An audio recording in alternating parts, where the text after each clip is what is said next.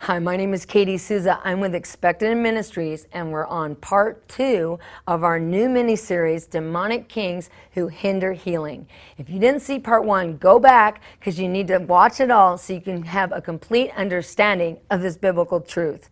We need to learn how to fight the enemy in the right order, from the top down instead of the bottom up. Yesterday we talked about David and Goliath. In 1 Samuel 17 it says that the Israelite army and the Philistine army were lined up in battle array, but they weren't fighting each other because they each had a champion that was representing them. David was representing Israel and Goliath was representing the Philistines. In this story, Goliath steps up to challenge the Israelites, and he gives a key statement that gives us some insight on how to properly fight the demonic kingdom. He says this: "Choose a man from among yourself and let him come down to me. If he's able to fight with me and kill me, then we," meaning me and my army, "will just submit to you." Do you understand what Goliath was saying there? He was the headship or the covering for the Philistine army. And what he was saying out of his mouth was that if the Israelites were to come and defeat him, that not only would he submit to their authority, but so would his entire army. Wow, that's the proper way to fight the demonic kingdom. And the scripture says that that's exactly what happened, because when David came, killed the giant, cut off his head in front of the entire army, he was symbolizing the removal of Goliath's headship and his protection over that army. And the very next verse says that when the Philistines saw their champion was dead, they fled without a fight. This is such a picture of how demonic kings and their kingdoms operate. When we go and remove the headship of a king from over his kingdom, then the powers and master spirits underneath him will just have to submit. It's the proper way to fight and battle the demonic realm. Now, this is the way that Jesus fought the enemy and won.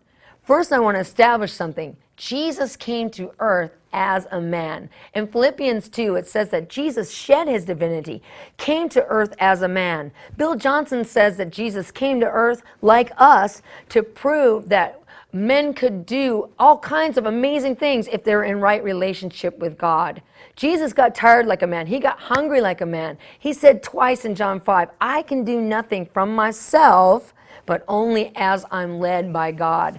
Jesus came to earth as a man, and that's the best news that we can ever get. Why? Because it means that whatever he did, we can do it too when we're in right relationship with the Father like he was.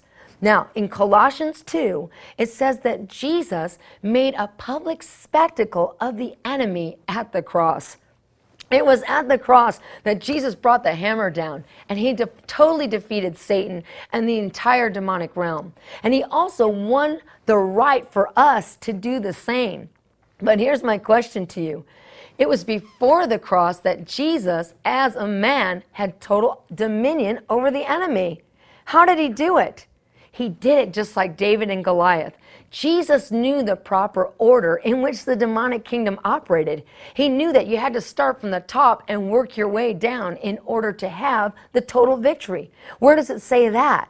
Remember what Jesus said in Mark 3:27. He said, "But no one can go into the strong man's house and ransack his household goods right and left and seize him as plunder unless he first binds the strong man. Then indeed may he thoroughly plunder his house." Jesus knew the order in which the demonic kingdom operated from the top down. He knew that if you took out the kings, then the powers and master spirits underneath them in their kingdoms would just submit. Does the Bible actually record Jesus as taking out the kings? Yes, it does. Check this out in Luke 4. Do you remember the showdown between Jesus and Satan? This is what the scripture says. Listen. It says that Satan took Jesus up on a high mountain and showed him all the kingdoms of the habitable world. And he said to him, "To you I will give all of this, for it has been turned over to me, and I give it to whomever I will, if you will just do homage to and worship me." And then Jesus replied to him, "Get behind me, Satan. It is written, you shall do homage to and worship the Lord your God and serve him only." When Satan was offering Jesus all the kingdoms of the inhabitable world. He wasn't talking about fancy cities like Jerusalem or Egypt. He was talking about his demonic realm. His kingdoms were all his kings were in positions of power. That is what Satan was offering Jesus, if Jesus would just bow once to him and worship him. But Jesus knew something that Satan didn't know. Jesus had come as a man. And he knew that men had been given the right to take dominion over everything in the earth, the sea, and the sky, and all the creepy crawly things. Remember what happened? Jesus knew the scriptures. He was quoting them to Satan the whole time in the desert. And he knew that after the fall, after Satan had won dominion in the garden, after the flood, God came and spoke to Noah, a man, and he said, "Go, be fruitful, multiply, and take dominion. For I have given you everything in the earth, the land, the sea, and all the creepy crawly things." So Jesus, as a man, knew that men had been given the right to take dominion. So he knew he didn't have to bow and worship Satan to take all his kings from him. He just had to release his dominion. So he did, and he stripped Satan of all his power and of all his kings in the desert. Now notice this. Jesus did that right away before he began his earthly ministry. And from that point on, as Jesus went out to minister to sick people, to demonize people, what happened? Every demonic spirit that he came up against just submitted to him. Why? Because it was just like David and Goliath. When the Philistines saw their champion was dead, they fled. Those spirits knew that Jesus had removed the headship of their kings, and so then every power and master spirit in those kings' kingdoms bowed the knee to Jesus. Wow. I want to just point out one more thing about that encounter in the desert.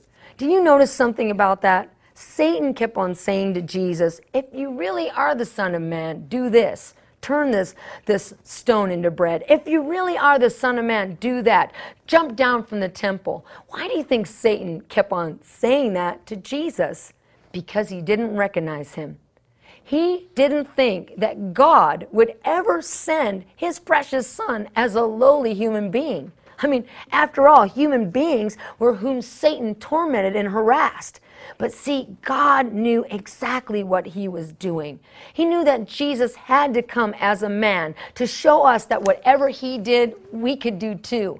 And Jesus, as a man, took dominion over Satan and his kings in the desert, which means that we can do it also. Wow.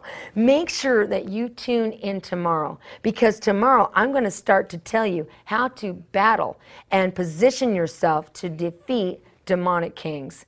If you want more information on this amazing teaching, you just have to go to our website, www.expectedendministries.com, and you can get the Healing School CD set. You're going to learn about demonic kings that are over the mind, the body, witchcraft, curses, and even ones who cause famine, poverty, and lack in your life. Okay, my name is Souza. Tomorrow's going to be another amazing part of this mini-series on demonic kings who hinder healing. So don't forget to tune in. I'm with Expected End Ministries. We'll see you later.